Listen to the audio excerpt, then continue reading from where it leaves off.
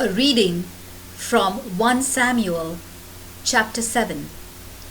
So the people of Kiriath Jearim got the Lord's covenant box and took it to the house of a man named Abinadab who lived on a hill. They consecrated his son Eleazar to be in charge of it. The covenant box of the Lord stayed in Kiriath Jearim a long time, some 20 years. During this time, all the Israelites cried to the Lord for help.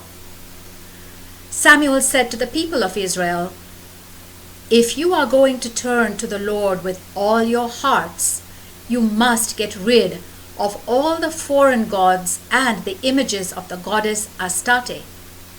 Dedicate yourselves completely to the Lord and worship only Him, and He will rescue you from the power of the Philistines." So the Israelites got rid of their idols of Baal and Astarte and worshipped only the Lord. Then Samuel called for all the Israelites to meet at Mizpah, telling them, "I will pray to the Lord for you there." So they all gathered at Mizpah. They drew some water and poured it out as an offering to the Lord and fasted that whole day. They said, "We have sinned against the Lord." It was at Mizpah where Samuel settled disputes among the Israelites. When the Philistines heard that the Israelites had gathered at Mizpah, the 5 Philistine kings started out with their men to attack them. The Israelites heard about it and were afraid, and said to Samuel, "Keep praying to the Lord our God to save us from the Philistines." Samuel killed a young lamb and burned it whole as a sacrifice to the Lord.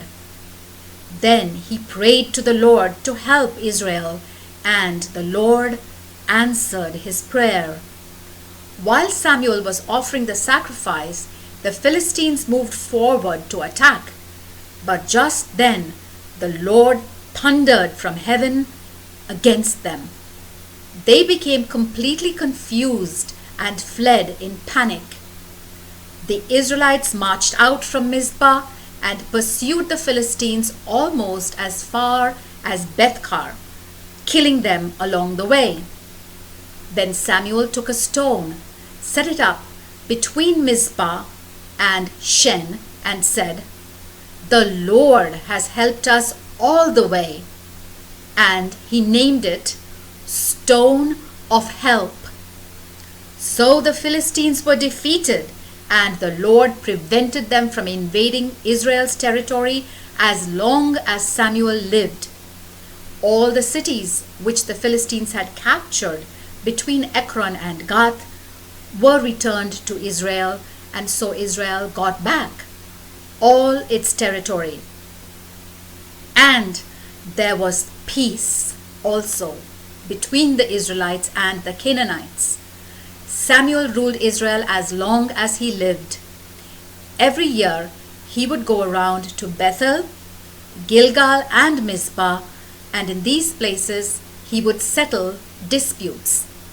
Then he would go back to his home in Ramah, where also he would serve as judge. In Ramah he built an altar to the Lord. The word of the Lord.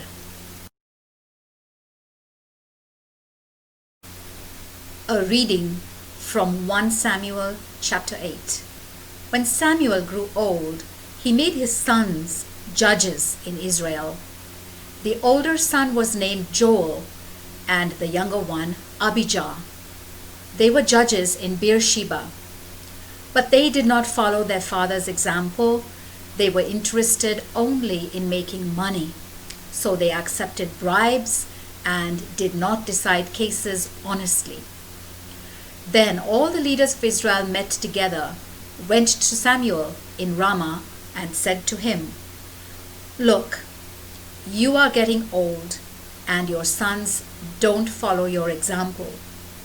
So then, appoint a king to rule over us, so that we will have a king, as other countries have."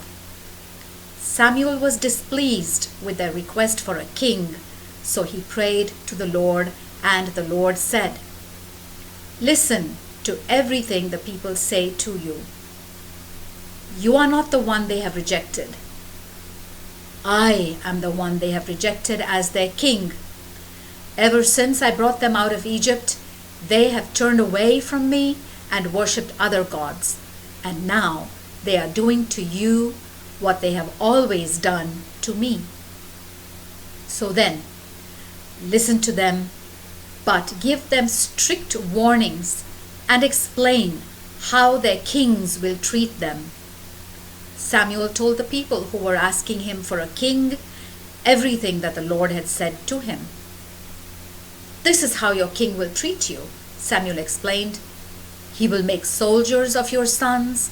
Some of them will serve in his war chariots, others in his cavalry, and others will run before his chariots. He will make some of them officers in charge of 1,000 men, and others in charge of 50 men. Your sons will have to plow his fields, harvest his crops, and make his weapons and the equipment for his chariots. Your daughters will have to make perfumes for him and work as his cooks and his bakers. He will take your best fields, vineyards, and olive groves and give them to his officials. He will take 1/10 of your grain and of your grapes for his court officers and other officials. He will take your servants and your best cattle and donkeys and make them work for him. He will take 1/10 of your flocks, and you yourselves will become his slaves.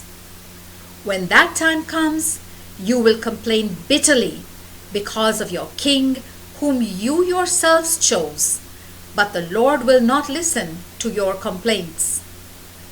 The people paid no attention to Samuel but said, "No, we want a king, so that we will be like other nations with our own king to rule us and to lead us out to war and to fight our battles."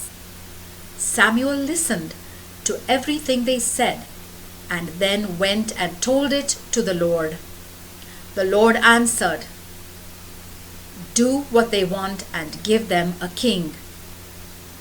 Then Samuel told all the men of Israel to go back home. The word of the Lord.